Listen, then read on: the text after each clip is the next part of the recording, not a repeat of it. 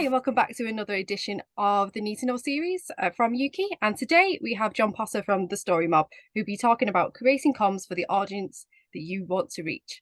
So, hello, John. Thank you for joining us today. Hello, thank you for having me. No problem at all. So, can you let the audience know what it is the Story Mob does and sort of like your background? Yeah, I'm John Potter, as you said. I'm an account lead at the Story Mob. We are a comms consultancy specializing in gaming, esports, and immersive entertainment. That means we help companies talk to the traditionally hard to reach community group of gamers, typically your Gen Zs that Mhm. are averse to your traditional marketing. And by that, I mean they tend to see through brands that who I guess aren't regularly and authentically engaged with them. So we help kind of bridge that gap between the brands and the communities, and we find authentic ways to reach them, which can be Mhm. done through traditional media or uh, creator engagement or more different comms channels. Mhm. And you mentioned Gen Z there being, you know, particularly difficult community to reach out. I mean, are they the only ones? And really, what makes them difficult to reach out? Yeah, they're not the only one, and I guess every different kind of sector and industry will have their own kind of audience that is primarily the difficult one to reach. What makes the Gen Zs slash gamers kind of traditionally difficult to engage with is they see through brands. Mhm. If brands aren't authentic, they will see straight through you. And therefore, it's important for my job for comms and communications to always ladder back to the client's core values. So, for example, the organization's core values need to trickle down to the messaging, which we Mhm. help them with and craft, but also needs to trickle further down to the action and what they're doing. So they need to, do as they're saying. So for example, topics around diversity in gaming, brands that want to champion this and that they want to show that they're at the forefront of it. They also need to kind of put in place because Gen Zs, there's no kind of pulling the wool over their eyes. Yeah. And when you're thinking about it, how important is the choice of channel? And how do you decide, you know, this is the way I'm going to reach the community? Yeah, the choice of channel always comes to depending on the organization. It depends on budget. It depends on where they are with their journey. If they're a startup or if they're a big AAA publisher studio. Um, because, for example, influencers being one kind of channel to go down, they can be expensive or on the more reasonable size, depending on their journey and where they're at as well. Also, objectives always plays a big part. We try with everything that we do, and we don't try, we do make sure every campaign that we work on is tailored and bespoke to the client because your Twitch and your Discords your standard go-to when you want to speak to gamers, but it's not the only way. Mhm. It's not the only way to engage with them. It's not the only way to pull your messaging through.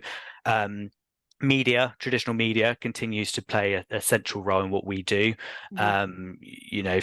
From your endemic press to your esports titles to your gaming mainstream to your national mainstream, but also influencers are being more and more pulled on for communications and for organizations to lean on to help them tell their narrative and story.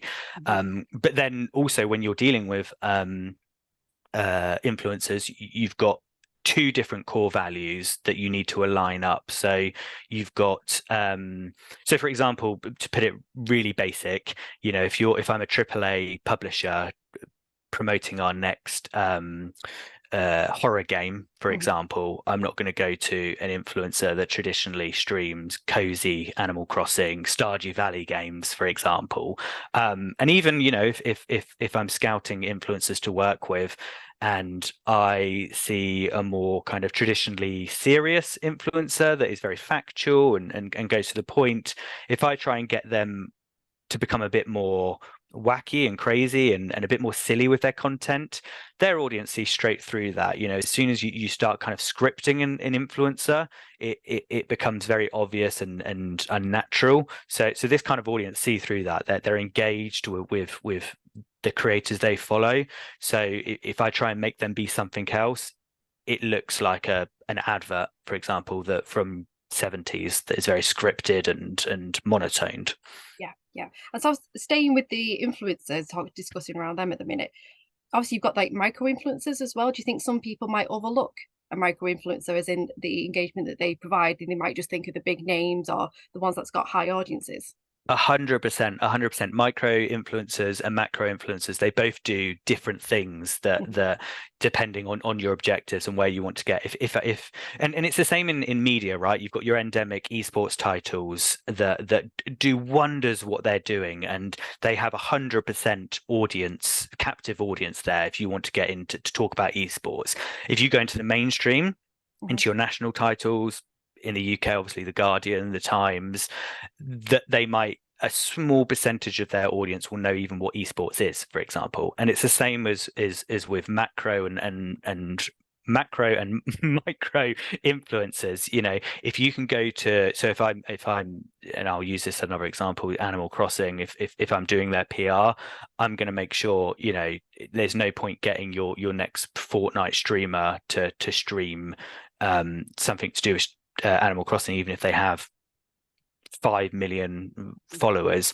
It's better to kind of spread your net wider and go for micro influencers. But then if you have the budgets, and I am Animal Crossing and I go to a 7 million follower, that I can then get press out of, that then pushes the net further, because now a lot of press follow influencers, especially your big macro ones.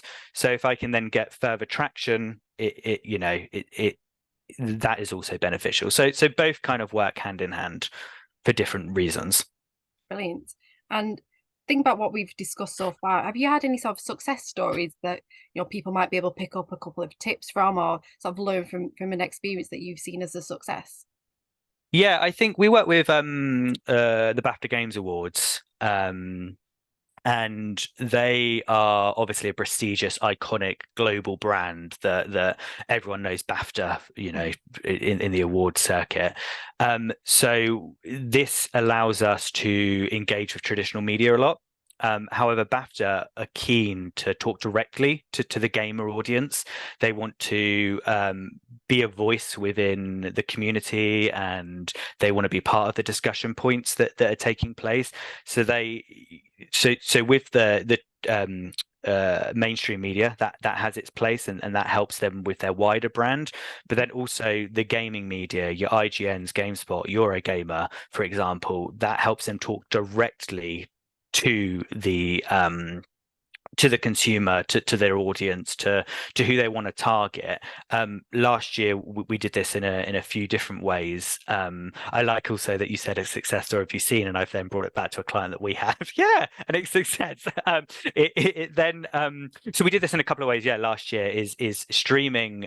We did the nominations streamed live, and we made sure that our pool of streamers, there were 4 streamers, and then there was a host, that they all represented the industry, the gaming industry. So we had different voices from different backgrounds, different genders, for example, making sure they all kind of have a voice and have a voice within the stream. We also did that with traditional media, and when I say traditional media, I mean mainstream, endemic, gaming, all types of media, from print broadcast to podcasts.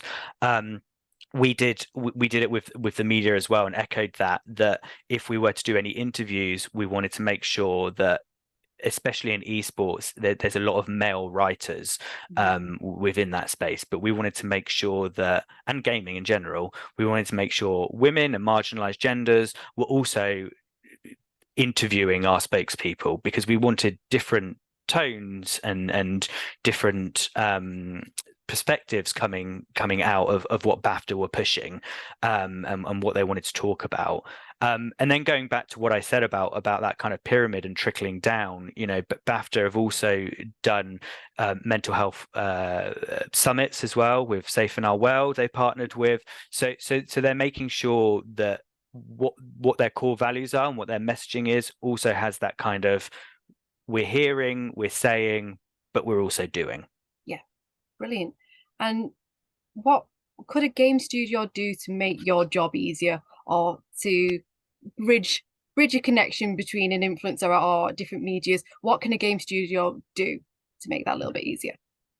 That's an amazing question, and I absolutely love it. And one thing that, if I was lucky for a game studio or client to say that and ask me that question, one thing I would say is kind of come with us and take our advice and be open to what we're suggesting, and to have a kind of open discussion with each other, and making things, I guess, available. So and this is what our job is as professionals for press and for content creators, to try and make their jobs as easy as possible.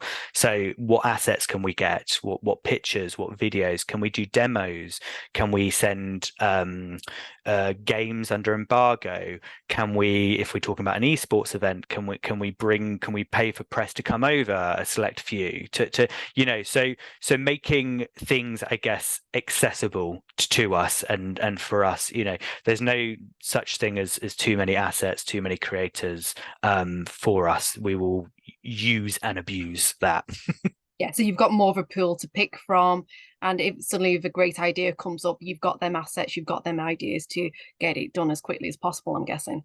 Yeah, definitely. And then there's also that conversation as well, is we love, especially in an agency as well, I have my clients and my colleague will have their clients, but there's nothing better than brainstorming together and bringing each other together and having that organic conversation, because the more FaceTime we get with clients as well, the more discussions we get, the more comes out of it, and we learn what their objectives are and where they want to be. And then actually, it will be, maybe from a client, it will be a throwaway comment of like, oh yeah, and we're doing this way back in 2025. And it's like, well, actually, that's now connected everything to me, that you're doing what you're saying.